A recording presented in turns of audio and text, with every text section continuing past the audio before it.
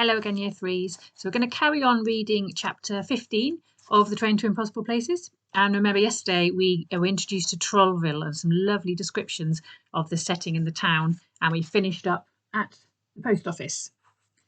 So maybe they're going to go inside now. Let's find out.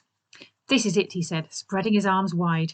The place where it all started. The nerve centre, the hub, otherwise known as HQ. It's the post office, she said.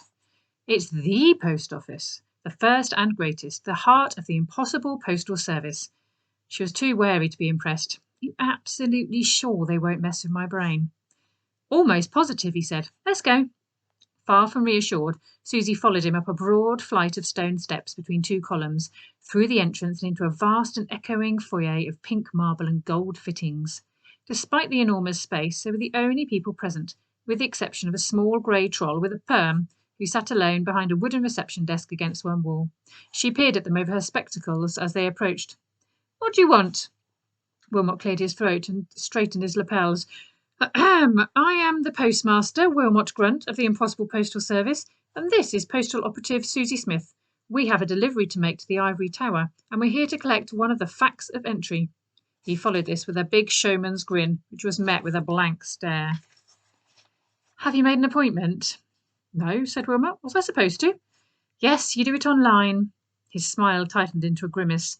Can't I just make one here? The receptionist rolled her eyes and started tapping away at her keyboard.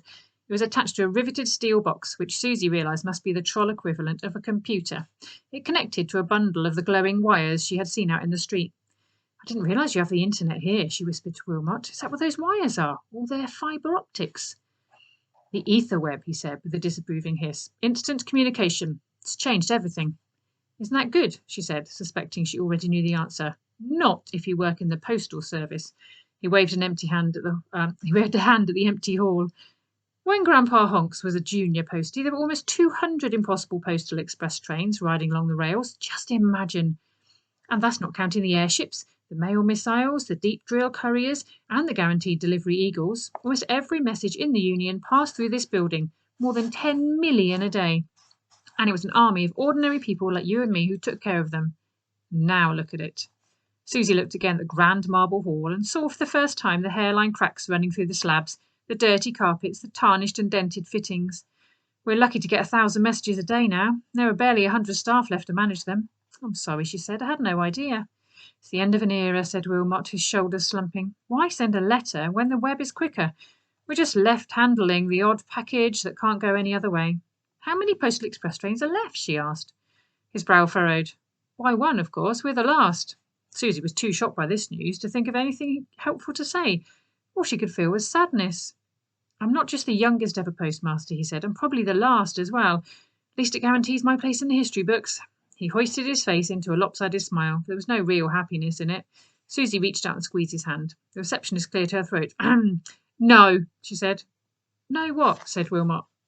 No, you can't withdraw any of the facts of entry, said the receptionist. You're not authorised. But I'm a postmaster. The receptionist stared, didn't waver. The facts of entry are strictly confidential, she said. Only the trolls who deposited them are allowed to take them out again. But no one's deposited a fact of entry for years, he said. All the trolls who left them here must be dead or what? Said Susie. I'll be back, he said to the receptionist, before seizing Susie by the hand again. He was about to take her off back across the hall when something made him stop. Just one more question, he said, sounding a bit sheepish all of a sudden. Don't suppose we've received any complaints today, have we?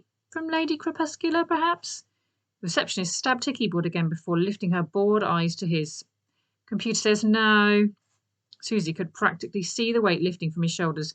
Jolly good, he said. Thank you very much. He practically skipped across the hall and took the steps at a run. Perhaps we're in luck, he said, over his shoulder. She must have decided not to complain after all. The image of Crepuscular's shadow picking its way along the statues towards the train flashed back into Susie's memory. Good, she said, although the word felt false and brittle in her mouth. We're almost there, she told herself. If we can just stay ahead of Crepuscular a little bit longer, we'll be at the Ivory Tower. We'll be safe. As they left the post office behind them, neither of them noticed the angular grey shape perched atop the lintel. Had either of them glanced back, they might have realised it hadn't been there on their way in, and Susie would certainly have recognised it. It was a gargoyle, with wings like a bat and a snout like a crocodile. And it watched them closely with its lifeless glass eyes as they hurried away across the square. That's the end of that chapter. So you're going to have to wait till tomorrow to find out what that strange grey shadow is. Goodbye.